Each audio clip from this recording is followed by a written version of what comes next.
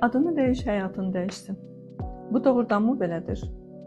Doğrudanmı biz adımızı dəyişərsək, o zaman bizim həyatımız köklü şəkildə dəyişər? Təəssüf ki, bu belə deyildir.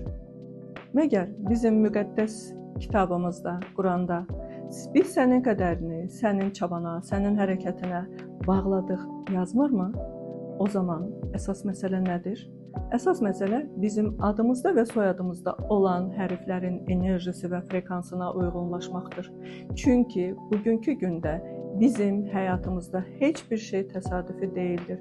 Hər bir şey yuxarıda, qaylı-bəlada ölçülüb, biçilib, ayarlanıb və biz bu dünyaya enkarna olmuşuq.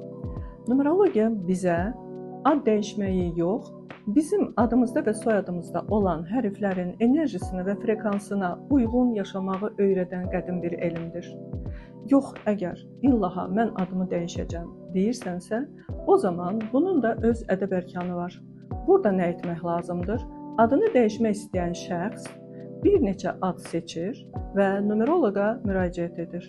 Numeroloq isə öz növbəsində onun verdiyi bir neçə adı, yəni 4 və yaxud da ki 5 adı, həmin adamın soyadına və doğum tarixinə uyğun olaraq onların hər birisi ayrı-ayrılıqda yoxlanır və həmin şəxsə təqdim olunur.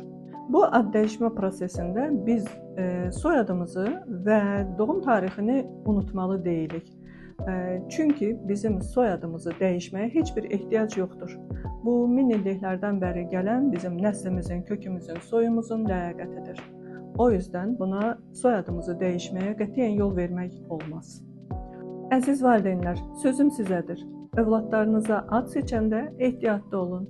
Qədimlərdə olduğu kimi bir neçə hecadan ibarət olan uzun adlar seçin ki, həmən adın həm frekansı, enerjisi yüksək olsun, həm də çakra balansda qalsın.